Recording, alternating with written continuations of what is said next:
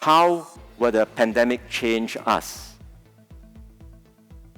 I am confident that we will prevail and emerge stronger from this crucible.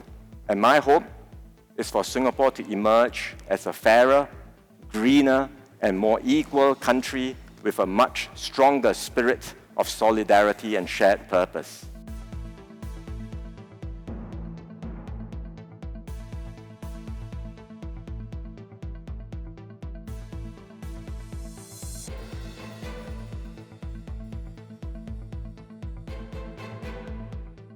First, we must reset our social compact to emerge as a fairer and more equal society.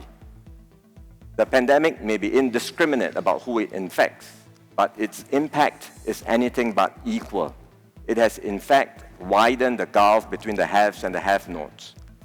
Second, new habits from the pandemic show us that we can and we must push for a greener Singapore. When human activity came to a standstill this year, carbon emissions around the world dropped significantly. So as economic activities begin to pick up, we have to figure out a way forward. We cannot go back to the status quo ante. Finally, one silver lining in COVID-19 is that it can present an opportunity for us to strengthen our sense of social solidarity. When you think about reset, what is it you have really in your mind, and what do you think that we as a society most need? My view is that the COVID-19 doesn't so much introduce new disruptions as it does accelerate existing trends. Geopolitical tensions that you see everywhere, that we see between the major powers, it's not a new issue, but again, it's been sharpened and accelerated through this pandemic. Inequality, it's not something that we are only dealing with today.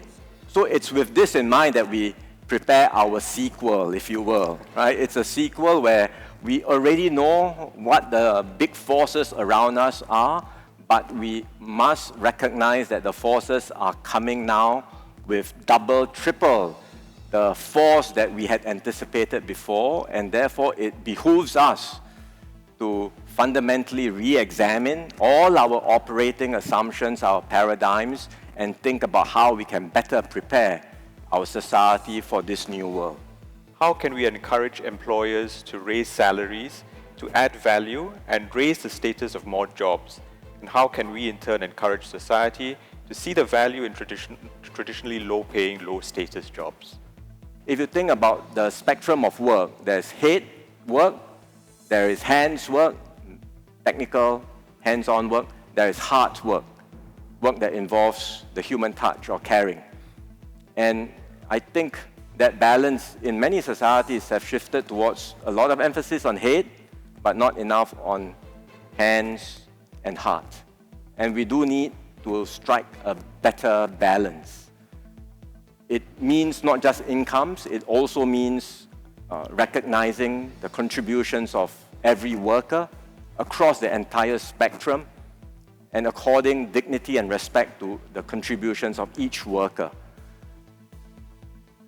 Will that happen so easily? I think it's not so straightforward. It will take time. So it's not just a matter of employers, increasing pay without seeing the additional productivity of the worker. But through job redesign, through skills training, the employers can see these workers contributing more, and with that added contribution, they will justify higher pay as well. Your co-chair has described you as a decisive leader, and you yourself described how you had to manage having to take difficult decisions, in the face of ambiguity and uncertainty. What did you take away about the exercise of political leadership?